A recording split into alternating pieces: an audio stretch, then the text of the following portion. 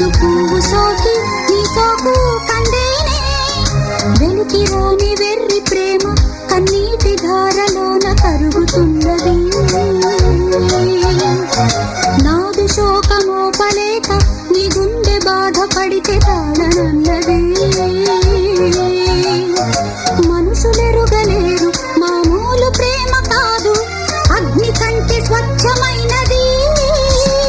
మమకారమే ఈ లాలి పాటగా రాసేది హృదయమా ఉమాదేవిగా శివుని అర్ధభాగమైనాలోన నిలువుమా